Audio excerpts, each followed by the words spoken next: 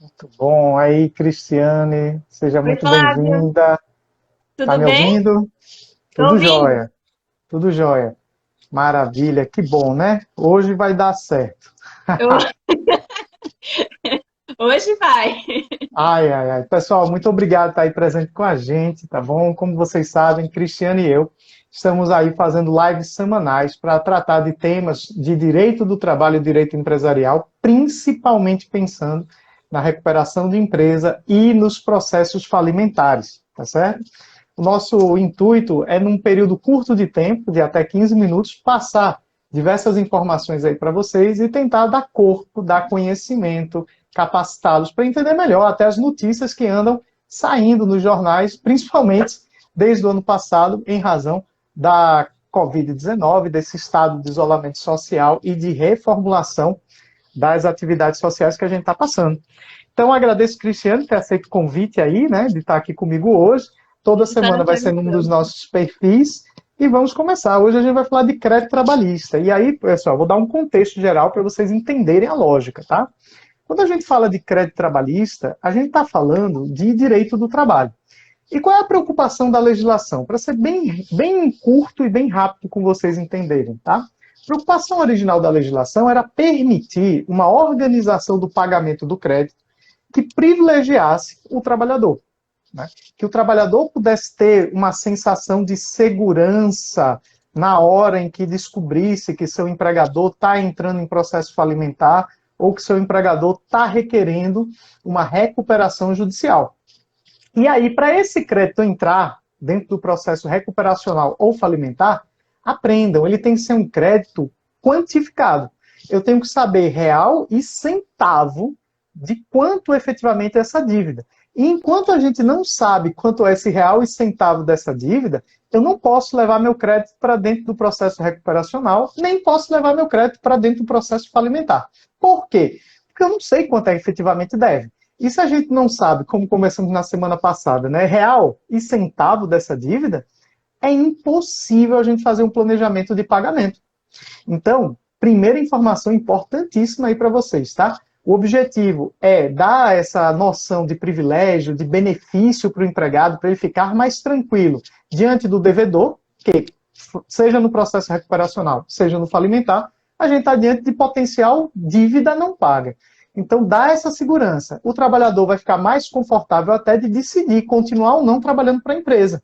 Porque vocês sabem, pode continuar a atividade, mesmo no processo falimentar, ainda que excepcional, mas pode, tá bom? E aí, sabendo ele que é possível continuar, ele respira, ele vai olhar lá o quadro para trás do que está devendo, pode ter um planejamento para pagar de agora em diante, aí vai depender do gosto do freguês. Mas o importante é dar essa segurança para o trabalhador, que antes ele não tinha tanta. Então a legislação vem, procedimentaliza, né? Traz aí essa questão de direito contratual e diz, ó, respira, fica tranquilo, tu vai receber teu crédito lá na frente, conforme o plano.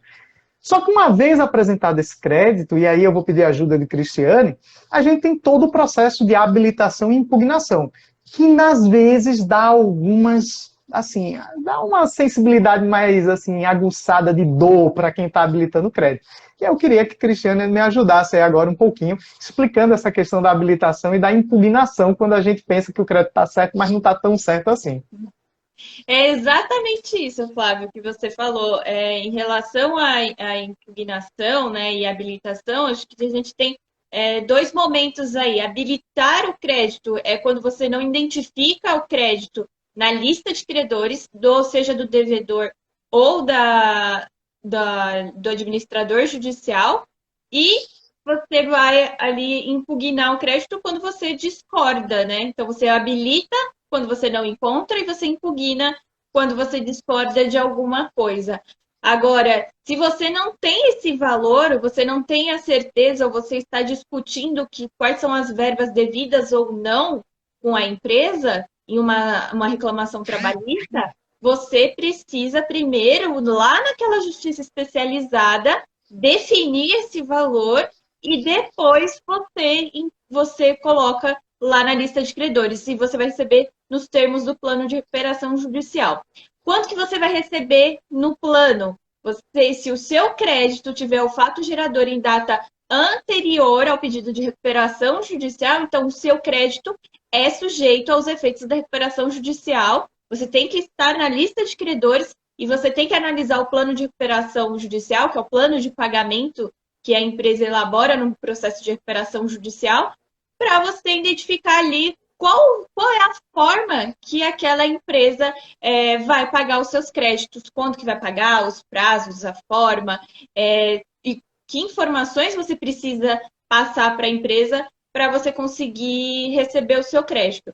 Mas a questão do fato gerador é muito importante, porque não é porque você tem uma sentença trabalhista em data posterior que você vai começar uma execução trabalhista. Quando o fato gerador, ou seja, a origem daquela discussão em data anterior ao pedido de recuperação, então o crédito ele é sujeito. Existe, sim, exceções na lei, que está, por sinal, lá no artigo 49, parágrafo 3º, que é da Lei 11.101 de 2005, mas em relação aos créditos trabalhistas, se o crédito foi originado anteriormente, então ele é sujeito. Então, primeiro você descobre qual é o valor e depois você inclui lá.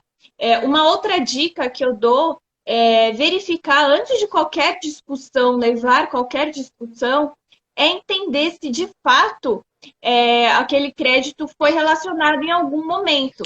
Então, vamos pensar aqui no outro cenário, onde não exista uma ação trabalhista, mas existe um crédito trabalhista. Então, você primeiro vai analisar se a empresa juntou lá o seu crédito, incluiu o seu crédito na lista de credores. Essa lista é apresentada na petição inicial do processo de recuperação judicial.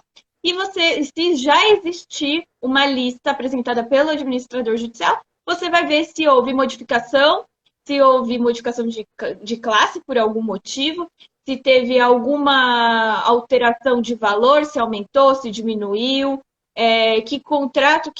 qual é o contrato, né? Depende de que momento você está na empresa, se é um grupo econômico, se não de que empresa você está relacionado ali, aquele seu contrato está relacionado na lista de credores. Então, é muito importante analisar esses detalhes para que a gente consiga, de fato, pagar, né? Que as empresas consigam pagar de forma correta esses créditos. E você elaborar uma impugnação de crédito com todas as informações dá mais celeridade ao processo. Então, se os credores querem celeridade, é importante você fornecer também todas as informações corretas numa impugnação, então, ou numa habilitação. Então, não adianta você colocar lá só o nome, a qualificação, o valor do crédito, juntar uma certidão da Justiça do Trabalho e falar que é crédito trabalhista, estou esperando me pagar, coloca os dados bancários.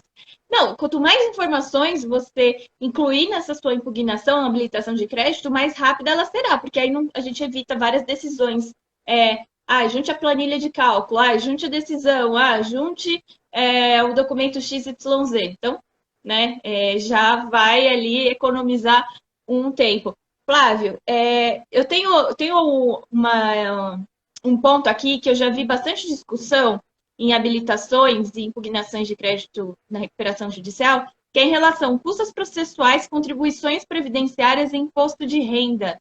Tem um entendimento de que esses são créditos, são valores extraconcursais, porque eles são equiparados a tributos. Então, assim, eu não poderia incluir tudo que tem lá na minha sentença trabalhista na recuperação judicial. A gente tem que fazer um filtro aí do que realmente a gente inclui. Você pode falar um pouco sobre esses pontos? Porque eu vejo que tem muita dúvida, e aí muita gente inclui, muita gente exclui, aí o juiz entende uma coisa, né? Mas aí, gente, é uma questão de lógica, tá certo? Pense comigo. Eu sou o dono do crédito trabalhista, eu sou o empregado, tá? Então, quando eu habilito o meu crédito na recuperação, meu papel é dizer para a recuperação judicial para falência quanto é que me cabe. Contribuição previdenciária, imposto de renda e custas processuais, elas são tributos. E aí entra a grande sacada. Eu não sou titular desses tributos, pessoal. Quem tem que garantir o pagamento é o devedor. é o devedor no processo trabalhista que vai estar lá na discussão se vai pagar a contribuição previdenciária ou não. É o devedor lá no processo trabalhista que vai ter a responsabilidade de pagar as custas processuais. A exceção é o imposto de renda. E ainda assim, esse valor de imposto de renda é abatido do seu crédito trabalhista. Então, está dentro do seu poder, né, de dizer assim, quanto eu devo e o que eu preciso pagar. A sentença trabalhista, quando ela está liquidada, que a gente falou mais cedo, real e centavo, ela vai elencar todos os consectários, que são justamente esses acessórios, são os tributos que cada um deve.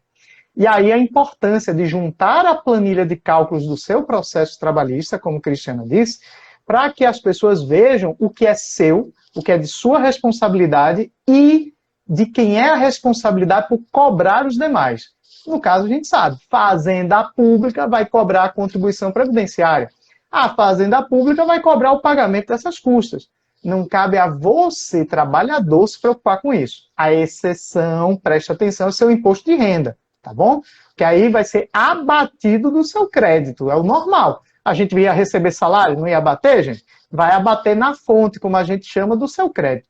Tirando isso, não era nem para ter essas discussões, sabe, Cristiane? Porque é como um colega meu tributarista disse, discussão vazia, o Estado tem direito de arrecadar. Dado o fato que é o pagamento do salário, tem que recolher a contribuição previdenciária, tá certo? Agora, quem vai cobrar isso de você, tá, no processo falimentar, no recuperacional, deveria ser a Fazenda Pública, no caso, a União Federal, porque é ela que é a destinatária aí, né, que vai receber esses demais créditos, beleza? Curiosidade final, se não tivesse processo falimentar nem recuperacional, a Fazenda Pública ia cobrar essas contribuições e as custas no próprio processo trabalhista, tá, gente? Na execução trabalhista, ela já ia fazer essa cobrança. Então, assim, é só uma transferência de local onde essa cobrança vai estar ocorrendo, tá bom? Flávio, só uma dúvida aqui que o professor Léo aqui mandou. Qual que é a sua opinião sobre a multa contratual? Qual seria o enquadramento na classificação do crédito? Multa do contrato de trabalho. Qual? A por deixar de pagar o crédito trabalhista? Eu acho que é a multa do contrato de trabalho. Exatamente. Veja, mas ele vai habilitar. a gente tem algumas multas contratuais, tá certo, pessoal, que são derivadas da própria CLT.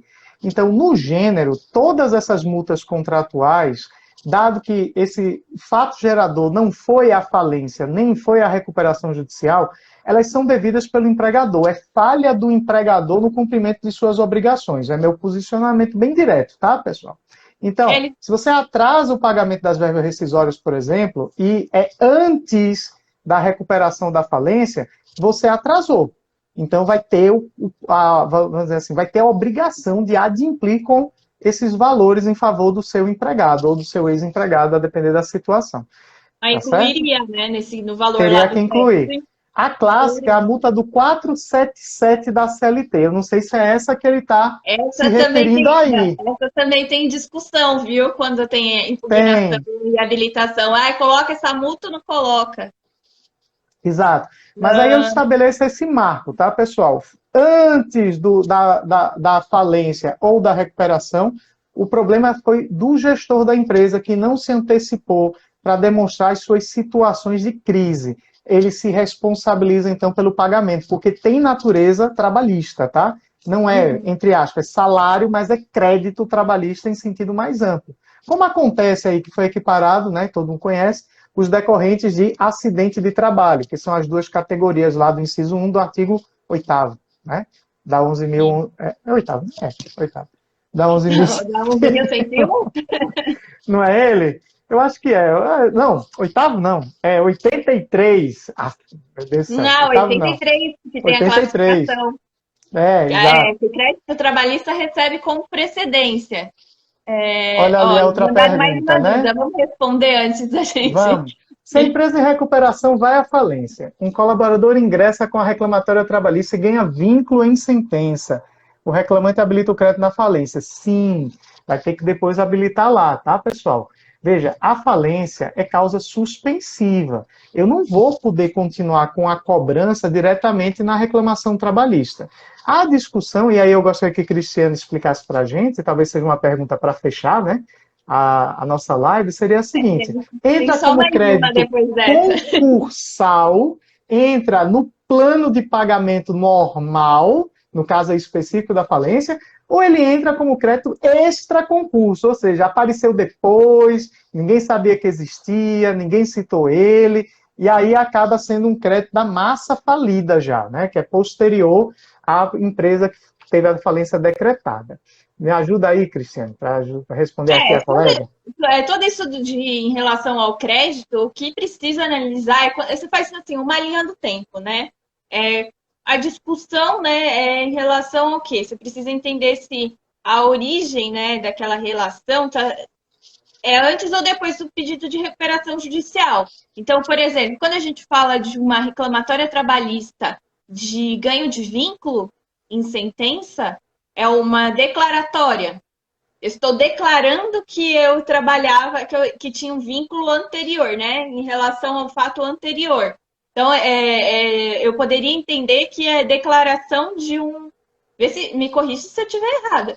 Eu estou falando que é uma declaratória. Então, eu só estou reconhecendo algo que já existia. Então, se o fato é Exatamente. anterior, eu incluiria na recuperação judicial. Eu faria essa interpretação, com base naquela Exatamente. linha do tempo mesmo. Exatamente. E a última pergunta, a minha principal dúvida é quando a parte do contrato de trabalho é antes do pedido de recuperação e parte depois. Eu acho que dividir o crédito não tem problema nenhum. Eu acho que em relação ao contrato de trabalho, eu não vejo problema nenhum. Você divide o que é sujeito e o que é extraconcursal, que é depois, você pode dividir o crédito e vai Eu, como. eu acho que eu entendi aí a questão. Vê como é interessante. Ele pensou assim: eu já sou empregado seu, sabe, Cristiano? Em algum momento Uhum. aqui no futuro, a gente teve a declaração da recuperação. Então, qual é a preocupação dele? Se houve inadimplemento, ou seja, não houve pagamento até aqui, mas eu continuei com o meu contrato de trabalho, entre aspas, aí, viu, pessoal? Ativo, feito o pessoal chama. Aí está dizendo assim: como é que faz o pagamento? Né? Aí, o que normalmente acontece? O pessoal começa a cuidar para fazer o pagamento correto a partir daqui, né, para não gerar Uhum. mais dívida, e esse daqui para trás vai entrar lá no plano de pagamento, dentro do plano de recuperação. Sim, sim. Você acaba dividindo, né? Se existir algum posterior ali, você vai ter que analisar, né? Então, se o contrato se originou em data posterior, ele é sujeito. Agora, mesmo assim, se você já tem um contrato vigente e antes do pedido de recuperação judicial ao inadimplemento, você inclui na recuperação judicial. Agora, se o Perfeito. contrato ainda assim ele é anterior e houve o inadimplemento depois do pedido de recuperação judicial, eu entendo que você inclui também, porque o fato gerador é em data anterior ao pedido de recuperação judicial. Né? Não Exato. sei se você tem um entendimento Exatamente. diferente do meu. Não, mas esse, inclusive, é o entendimento que o TST vem aplicando para definir a própria competência nesses momentos. E, salvo engano, a Opter Dictum, né, pessoal, aqueles comentários dentro do acordo no STJ que reforçam esse entendimento do TST. O Tribunal Superior do Trabalho, pessoal, ele tenta, de todas as formas, antecipar pagamento de crédito. Tanto que, recentemente, teve a decisão sobre os depósitos recursais trabalhistas. Quem é a vara competente para dizer pague com o dinheiro daqueles depósitos. E aí o STJ disse, não, é a justiça comum. Né? A justiça do trabalho não pode estar administrando esse dinheiro se já tem RJ, se já tem falência em curso, porque aí já é crédito para ser utilizado para pagamento de todos os credores. Né? E na Justiça do Trabalho, para quem conhece, os depósitos recursais acabam pertencendo ao processo e era para pagar o crédito do empregado. Mas uma vez que tem RJ, ó, perdeu, vai para o bolo com todo mundo e entra na programação de pagamento. Mas muito Entra no bom aí a concurso. questão colocada, professor Paulo, Cal também estava por aí, estava dizendo que está lá em Oxford, foi aluno nosso. Enfim, Olha, tá. tá aí, dizendo que está matando saudade, vendo a gente falar. Tá vendo? Olha Coisa só, boa. que maravilha. Muito bom mesmo. Né? E é isso, pessoal. Muito bem. Tem A mais gente alguma respondeu questão todas as aí, gente? perguntas, né? Eu acho que a gente respondeu tudo, não foi? Foi. E aí, pessoal, tem mais alguma dúvida, mais alguma questão aí que vocês queiram botar? Algo que vocês estão pensando aí? em relação ao crédito trabalhista. Lembrando que eles recebem em primeiro, né? São os primeiros a receberem numa recuperação judicial pela natureza, né, do crédito trabalhista, que é bem importante. É justamente aquela proteção maior, né? A ideia de dar aquele sentimento de, inclusive, pode continuar trabalhando aqui, que a gente vai respeitar você, a gente vai colocar você na frente, e não se preocupe, para trás eu me resolvo, para frente a gente vai tentar administrar. Né? Que inclusive foi o tema da nossa pauta na semana passada, como fazer para fazer as reduções de carga horária, de jornada, com redução de salário, para viabilizar a continuidade da empresa. Né? E até eu comentava, né? A organização, pessoal, a empresa, é feita por pessoas. Perder o capital humano durante a recuperação põe em risco a própria recuperação, a depender de quem são essas pessoas aí que estão com esse capital intelectual de saber fazer, que estão querendo sair. Então, muito importante saber administrar esses créditos trabalhistas e lembrar deles na hora do seu plano para manter esse capital e sair da crise. Porque já imaginou, perde Cristiane como consultora da organização, a crise vai para onde? Não vai ter mais crise, vai acabar. Né? O estado de equilíbrio ali fino acaba. Não pode perder um capital humano desse, não é verdade? Olha só, é verdade, você está dizendo, né? Não é? Não tenho dúvida disso. Mas isso é extremamente importante, porque assim, é você ter uma sensibilidade em relação aos créditos, né, aos trabalhadores que estão ali no concurso de credores, mas não só enxergar eles, né? Enxergar também aqueles colaboradores que estão ativos, né, que estão adimplidos, mas que estão ativos trabalhando na empresa. Se o empresário não explicar o que é uma recuperação judicial, o que eles podem fazer, enxergar cada pessoa ali como um polo de solução, fica Exato. muito mais difícil, a crise fica muito mais aguda. Então, enxergar todo mundo ali como, de fato, uma ajuda e não um problema, eu acho que conta muito nesse momento que a empresa está num estado de crise, né? Ela está devedora, ela está num estado de crise econômico-financeira, ela não é isso. Exato. Ela Exatamente. só está no momento em que a crise está muito maior, né? Mas pensar mesmo como que as pessoas podem contribuir e explicar como é que funciona uma recuperação judicial é essencial nesse momento em que a empresa está passando por essa crise. Exatamente. Então, pessoal, queria agradecer aí a presença de Cristiane. A live é curtinha, ela é objetiva. Falamos aí do crédito trabalhista, a importância de saber real e centavo exatamente, liquidado, como a gente fala no direito, para apresentação, para habilitação. Cristiane fez os seus apontamentos, lembrou a questão do fato gerador, para a gente saber se esse crédito entra como concursal dentro do plano, dentro da lista e ordem de credores para pagamento, ou entra fora do concurso, a partir da ideia de quando surgiu a falência, quando foi decretada a RJ, e aí a gente fechou agora falando um pouquinho sobre algumas consequências, né? A multa do 477 da CLT, a gente falou aí agora também dessa linha do tempo, para a gente identificar o que é crédito anterior ao RJ e o que a gente tem que administrar, e aí lembrando da nossa live da semana passada, como é que eu faço para conseguir reduzir a jornada do meu colaborador, mantê-lo aí ativo e respeitar esse capital humano para viabilizar a saída da crise. Lembre-se, né, como o Cristiano diz, crise, gente, é feito panela de pressão. Se a gente der a vazão correta à pressão, a panela não estoura e a comida vai ficar pronta. Então, se você perde esse capital humano, você não está dando vazão à pressão, vai realmente implodir. E aí não vai ter mais, como disse Cristiano, empresa para se socorrer. E é ruim para todo mundo. As pessoas que trabalham, as pessoas que vivem e todo o sistema econômico que está ao redor dessa atividade econômica. Exatamente. Se vocês não assistiram a nossa primeira live, ela está disponível lá no meu Instagram, no IGTV. Essa daqui está nas mãos do Flávio para definir e disponibilizar para vocês. Mas acompanhe a gente aqui toda quarta-feira, né? Toda quarta-feira. Hoje é quinta, abrimos uma exceção para quinta-feira, mas as nossas lives ocorrem de quarta-feira às 17h30. Então são lives curtas, mas que a gente busca aí levar bastante conhecimento para vocês utilizarem de forma bem prática nos processos. É isso aí.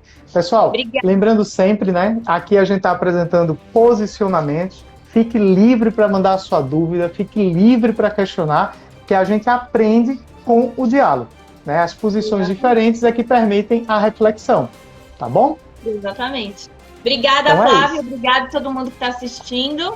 Então, até quarta-feira. Próxima quarta-feira. Tem um encontro marcado na próxima quarta. Em breve a gente revela qual será o tema da próxima semana.